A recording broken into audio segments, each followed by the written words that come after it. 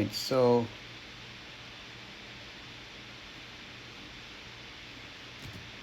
we're at Shemot 40. And what did we cover in Shemot 39?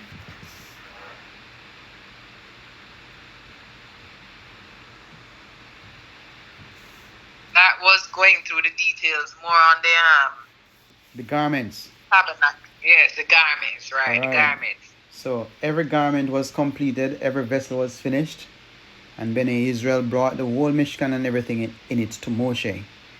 Every thread, every stone, every piece of gold, and it was done exactly as the Creator commanded. And Moshe blessed to them.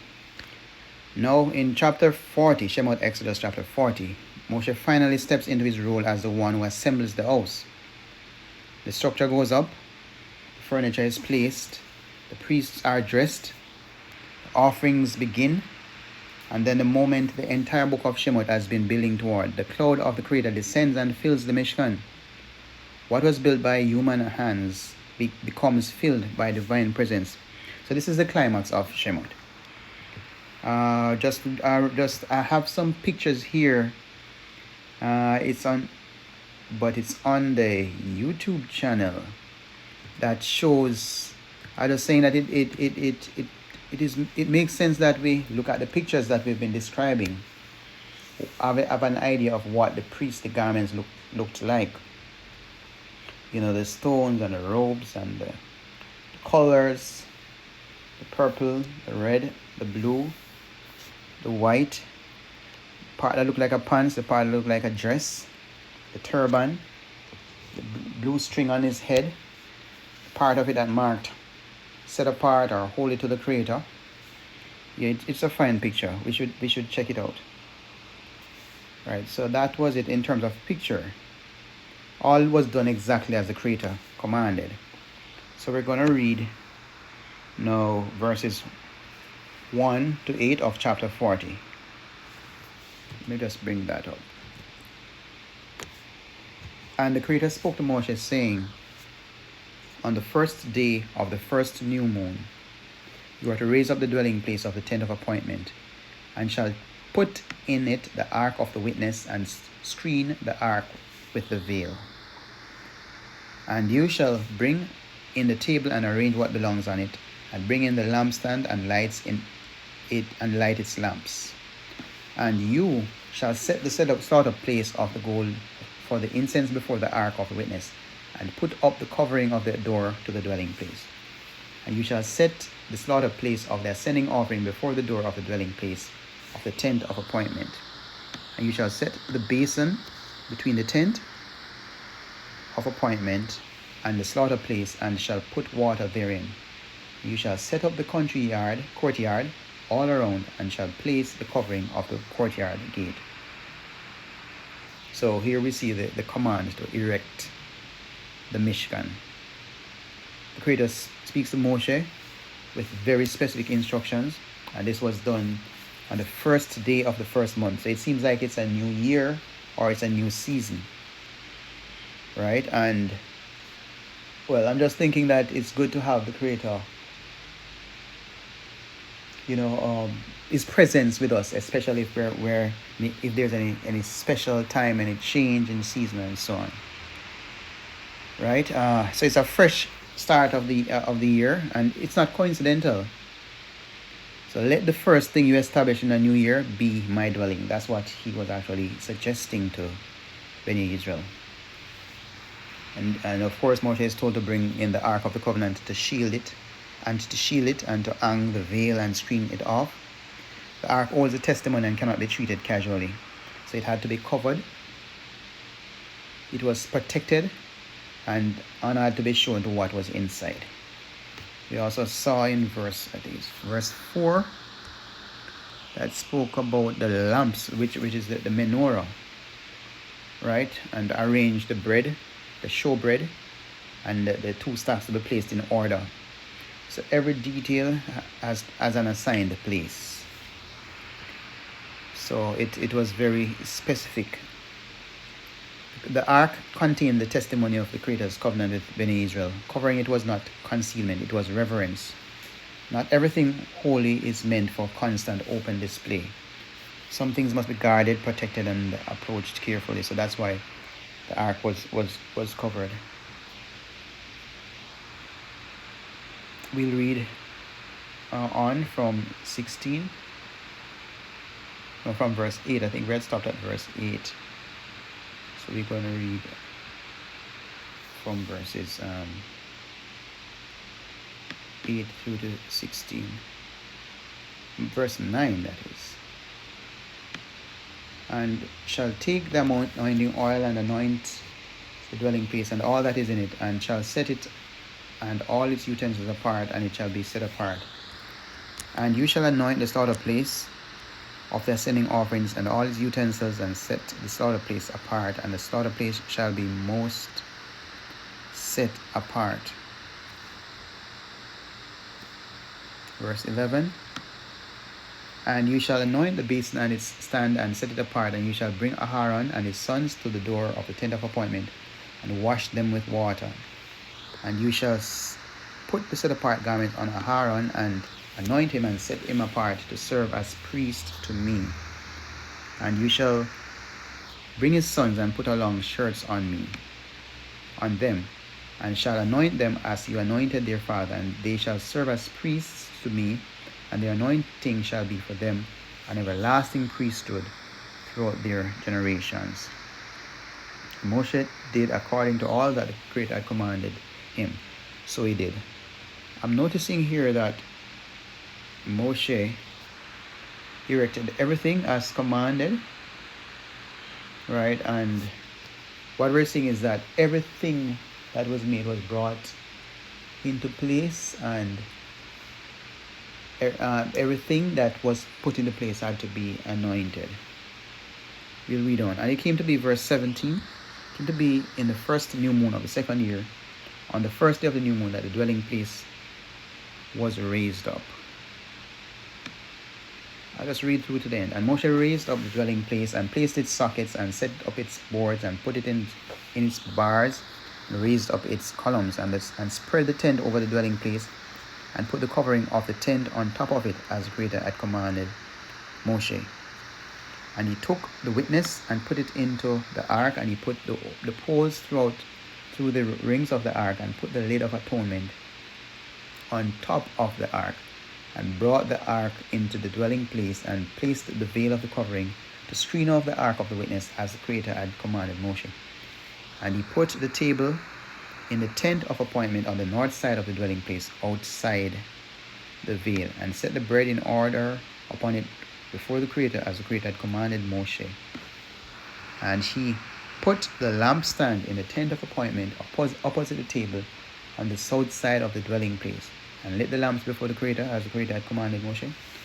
And he put the gold slaughter place in the tent of appointment in front of the veil, and burned sweet incense on it, as the Creator had commanded Moshe. Verse 28. And he set up the covering to the door of the dwelling place, and he put the slaughter place of ascending offering before the door of the dwelling place of the tent of appointment, and offered up upon it the ascending offering and the grain offering, as the Creator had commanded Moshe. And he put the basin between the tent of appointment and the slaughter place, and put water therein for washing. Verse 31. And Moshe and Aharon and his sons washed their hands and their feet with water from it, as they went into the tent of appointment, and as they came near the slaughter place, they would wash as the Creator had commanded Moshe. And he raised up the court all around the dwelling place and the slaughter place, and placed the covering of the court gate, and Moshe completed the work. So I'm seeing a lot of things here. A lot of items are mentioned. We see the Mishkan well set up, well established. We see the Ark of the Covenant, the table of showbread being mentioned, the golden menorah, the altar of incense, the bronze altar of burnt offering, the bronze laver. So a lot of things were done, and this was the first day of the month. And the priority at that time was actually having the presence of the Creator at the center. right? So we see everything arranged in order, and we saw Moshe in full obedience, right? So we won't have the presence of the Creator with us if we're not obedient. And follow instructions to the point where everything was put in place. The testimony was there, and everything was actually built around it. Mention was also made of burnt and grain offerings, and what my discussions with other persons sometimes they suggest that offerings are just about the slaughtering of animals. We saw in these verses that there was an offering that was offered, and it was a grain offering, right? So it's not just animals are sacrificed for offerings. That's just a type of offering. So they had daily worship, and this worship didn't necessarily have animals all involved. The matter of hygiene is brought up, where we see they washed their hands. And in a time like this, that is one sure for us to copy. Follow whatever the Torah stipulates. We see goat hair spread over the Mishkan, and the question might be asked regarding the mention of the testimony. What is the significance of the tablets being called the testimony rather than just the 10 commandments? Testimony, it's the evidence of a relationship, a covenant. It's like a binding agreement. When Moshe placed them in the ark, he was placing the proof of the Creator's covenant with Benei Yisrael at the very center of the Mishkan. So everything else in the structure was built around the covenant. So it wasn't around the ritual. There's also note that incense was offered, and this was offered every morning, and every single day without exception. So twice a day.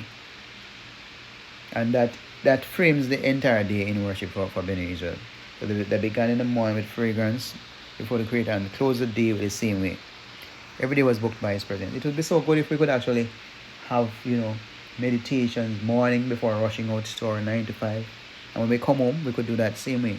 But no, the traffic's going to keep us, or, there are so many things that prevent us from starting our day, right? Might distract us, but it's good for us to be reminded to slow down and let the Creator, worshiping the Creator, be at the start of all our days, and not just evenings. We'll read on. We could read verse 33 to 38. 33. No, we already read 33. I think it's verse 38 that we're to. 34 that we're to continue on. And the cloud covered the tent of appointment, and the esteem of the Creator filled the dwelling place. And Moshe was not able to come into the tent of appointment because the cloud dwelt on it, and the esteem of the Creator filled the dwelling place. And when the cloud was taken up from above the dwelling place, the children of Israel went onward in all their journeys. But if the cloud was not taken up, then they did not set out till the day that it was taken up. For the cloud of the Creator was on the dwelling place by day, and fire was on it by night, before the eyes of the house of the Israel in all their journeys. So we saw the work was finished, and the final thing, the cloud descends on and covered the Mishkan, and the glory of the Creator filled the tabernacle. So this was an intense entrance of the presence of the Creator. And because of that, Moshe, not even Moshe himself could have entered. Moshe could not enter when the cloud rested on it. But if we're reading, then we'll realize other parts of Torah actually mention that Moshe entered the Mishkan. Right? So the clarification is that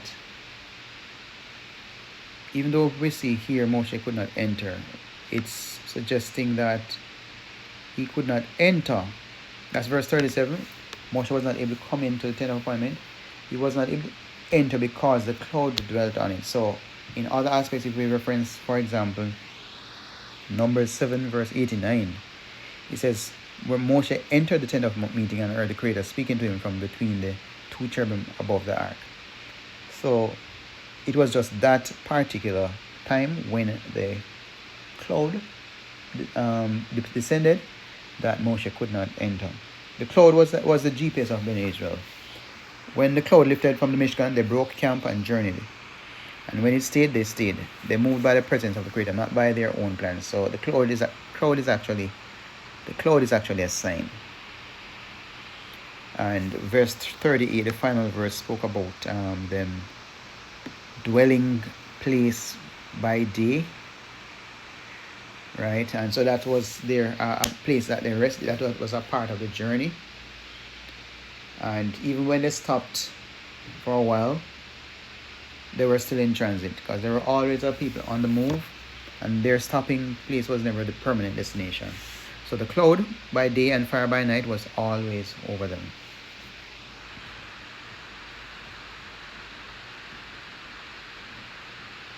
So they moved only when the cloud lifted. So it's admirable that they didn't move according to what their will was. They did not move by logic or by schedule or what they preferred. They moved by the presence of the Creator. When the Creator moved, they moved. When He rested, they rested. So that's a picture of what it looks like to truly follow the Creator, not ahead of Him, not behind Him, but in step with His movement. All right, so we are at the end of the chapter we're at the end of the book of Shemot, Exodus chapter, the 40th chapter. And if we were to glean anything from it, one is that we begin our new season by erecting space for the Creator. And we must at all times try to keep the covenant at the center of our lives. Also, when we're moving, we move with His presence. We move when His presence moves, and we rest when His presence rests. Sometimes we do not know, whether He's with us or not, but the way to know is when we're obeying Him. If we're living in disobedience to His commands, then that's a sure given that the Creator is not with us. Remember in chapter 25, when the instruction was first given to Moshe, what the Creator said, "Make me a sanctuary and I will dwell among them." For the whole journey, the instructions, the materials, the craftsmen, the garments, the vessels, the offerings, all of it pointed to this, the Creator coming to live with His people. And that's what it is right now. It's not about the heaven or the hell that is being taught in other practices. It's about the presence of the Creator dwelling with His people. So the message for us is simple today. It's deep too. When you build exactly as the Creator commanded, when you do the work faithfully, when you bring it into the obedience and prepare yourself to draw near, He fills what you build. So the glory is not something that we can manufacture. It is what the Creator releases when the faithful hands complete what He asked for. So our job, our focus is to build the house, and the Creator will fill it. Shalom.